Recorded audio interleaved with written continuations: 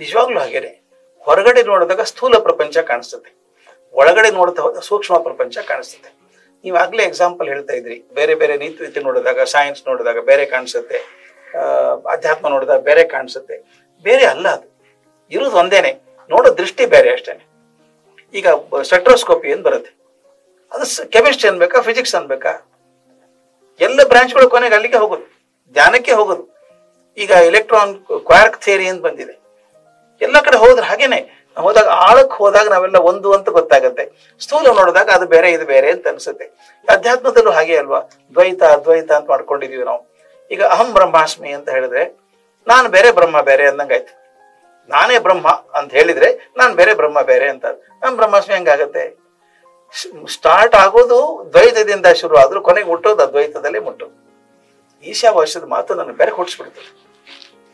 ಈಶಾವಾಸ್ಯದಲ್ಲಿ ಒಬ್ಬ ಸಾಧಕ ಹೋಗ್ತಾನೆ, ನಿವೃತ್ತಿ ಮಾರ್ಗ ತಗೋಬೇಕಾ ಪ್ರವೃತ್ತಿ ಮಾರ್ಗ ತಗೋಬೇಕಾ, ಸನ್ಯಾಸಿ ಆಗ್ಬೇಕಾ ಗೃಹಸ್ಥ ಆಗ್ಬೇಕಾ, ಯಾವ್ದ್ರ ಮೂಲಕ ನನಗೆ ಸತ್ಯ ಸಾಕ್ಷಾತ್ಕಾರ ಆಗುತ್ತೆ ಅಂತ. ಈಶಾವಾಸ್ಯದ ಬ್ಯೂಟಿ ಇರೋದೇ ಅಲ್ಲಿ, ಎರಡನ್ನೂ ಸಮನ್ವಯ ಮಾಡುತ್ತೆ.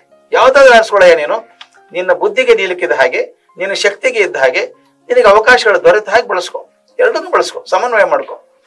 ಕೊನೆಗೊಂದು ಹಂತ ಬರುತ್ತೆ, ಸಾಧಕ ಹೇಳ್ತಾನೆ ಅದ್ ಯಾವ್ದು ಶಕ್ತಿ ನೋಡ್ಬೇಕು ನಾನು, ಭಗವಂತ ಅಂತ ಹೇಳ್ತಾರೆ, ದೊಡ್ಡ ಶಕ್ತಿ ನೋಡ್ಬೇಕು ಅದನ್ನ ಹೇಗಿದೆ ಅಂತ ತೋರಿಸು ನನಗೆ. ಹಿರಣ್ಮಯೇನ ಪಾತ್ರೇಣ ಸತ್ಯಶ್ಯಾಪೇತ ಮುಖಂ, ನೀನು ಬಂಗಾರದ ತಟ್ಟೆ ಮುಚ್ಚಿಬಿಟ್ಟಿದೆ ಮಾರ, ಸತ್ಯನ ಸರಿಸೋದನ್ನ ಪುರುಷನ್ನ ನೋಡ್ಬೇಕದನ್ನ ಸರಿಸು. ಮುಂದಿನ ಶ್ಲೋಕ ಬಹಳ ಕುರ್ವನ್ನೇ ವೇಹ ಕರ್ಮಾಣಿ, ಅದು ಎರಡನೇ ಮಾತು. ಇಲ್ಲಿ ಬಂದಾಗ ಪೂಷನ್ನೇ ಕರ್ಷೆ ಯಮ ಸೂರ್ಯ ಪ್ರಾಜಾಪತ್ಯ ವ್ಯೂಹ ರಶ್ಮಿನ್ ಸಮೂಹ ತೇಜಂ ರೂಪಂ ಎತ್ತು ಹೇಳ್ತಾನೆ, ಆ ರೂಪ ನೋಡ್ಬೇಕು. ತತ್ತೇ ಪಶ್ಯಾಮಿ ಯೋಸಾವಸೌ ಪುರುಷ ಸೋಹಮಸ್ಮಿ ಅಂತಾನೆ. ಇದು ಮಾತ್ರ ಬೇರೆ ಹುಡ್ಸುತ್ತೆ ನನಗೆ.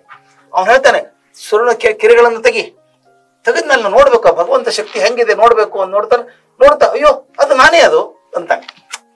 ಎಷ್ಟು ಚಂದದ ಮಾತು. ಇಡೀ ಜನ್ಮದುದ್ದಕ್ಕೂ ಹುಡ್ಕೊಂಡ್ ಬಂದಿದ್ದಾನೆ, ಸತ್ಯ ಏನು ಭಗವಂತ ಯಾರು ಅಂತ ಹುಡ್ಕೊಂಡ್ ಬಂದಿದ್ದಾನೆ. ಕಡೆ ಕ್ಷಣಕ್ಕೆ ಅರ್ಥ ಆಗೋದು ಅವನಿಗೆ, ನಾನ್ ಬೇರೆ ಅಲ್ಲ ಅದು ಬೇರೆ ಅಲ್ಲ, ಅದೇ ಶಕ್ತಿನೇ ನಾನು. ಇದು ರಿಯಲೈಸೇಷನ್. ಈ ರಿಯಲೈಸೇಷನ್ ಆಗೋದು ಸೈನ್ಸ್ ಅಲ್ಲೂ ಅದೇ ಆಗತ್ತೆ. ನಮ್ಮ ದೊಡ್ಡ ದೊಡ್ಡ ನೊಬೆಲ್ ಲಾರೆಟ್ಸ್ ಅಲ್ಲಿ ಹೇಳೋದು ಅದನ್ನೇ, the more I study physics I find it more mysterious. ಹಾಗೆ ಹೈಸನ್ಬರ್ಗ್ ಅಂತ ಮನುಷ್ಯ, ಅನ್ಸರ್ಟನಿಟಿ ಪ್ರಿನ್ಸಿಪಲ್ ಹೇಳಿದಂತ ಮನುಷ್ಯ ಕೊನೆಗೆ ಅದ್ವೈತ ಓದೋಕ್ ಶುರು ಮಾಡಿದ. ಅವ್ರು ಹೇಳ್ತಾರೆ ನಾನು ಕೆಮಿಸ್ಟ್ರಿ ಕೊನೆ ಕಲ್ಮಿನೇಟ್ ಆಗೋದು ಅದ್ವೈತದಲ್ಲಿ ಅಂತ. ನಮಗೆ ಮೇಲ್ನೋಟಕ್ಕೆ ಎರಡು ಕಾಣಿಸುತ್ತೆ, ಮೂಲತಃ ಒಂದೇ. ಅದು ಡಿ.ವಿ.ಜಿ ಹೇಳ್ತಿರ್ತಾರಲ್ಲ, ಹಾಲಿನೋಡು ಬೆಣ್ಣೆ ಕಡಲೊಳಗೆ ನೀರ್ಗಲ್ಲವಲು ತೇಲುವುದು ಅಮೇಯ ಸತ್ವದಲ್ಲಿ ಮೇಯ ಜಗ, ಮೂಲ ದೆಸೆಯೊಳಗೊಂದು ಮಾಪನದ ಬಗೆಗೆರಡು ಗಾಳಿ ಉಸಿರುಗಳಂತೆ ಮಂಕುತಿಮ್ಮ. ಇದಕ್ಕಿಂತ ಅದ್ಭುತ ಉದಾಹರಣೆ ಕೊಡೋಕೆ ಸಾಧ್ಯ ಇಲ್ಲ. ಗಾಳಿ ಉಸಿರುಗಳಂತೆ ಮಂಕುತಿಮ್ಮ. ನಾನು ಹೊರಗಡೆ ಇರೋದು ಗಾಳಿ, ಅದು ನಾನು ಉಸಿರಾಡ್ಸಿ ಒಳಗೆ ತಗೊಂಡಾಗ ಅದು ನನಗೆ ಉಸಿರಾಯ್ತು, ಮತ್ತೆ ನಾನು ಉಸಿರು ಬಿಟ್ಟಾಗ ಅದು ಗಾಳಿ ಆಯ್ತು.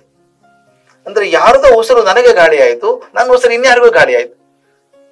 ಒಂದೇ ವಸ್ತು ಅದು, ಹೊರಗಿರೋದು ಒಳಗಿರೋದು. ನಾನು ಒಳಗೆ ತಗೊಂಡಾಗ ಒಂದು ಬೇರೆ ಹೆಸರು, ಉಸಿರು ಒಂದೇ, ಹೊರಗೆ ತಗೊಂಡಾಗ ಗಾಳಿ ಒಂದೇ. ಪ್ರಪಂಚದಲ್ಲಿ ಇರೋದೆಲ್ಲ ಇದೆ, ಮೇಲ್ನೋಟಕ್ಕೆ ಬೇರೆ ಬೇರೆ ಕಾಣಿಸುತ್ತೆ, ಮೂಲದಲ್ಲಿ ಒಂದೇ.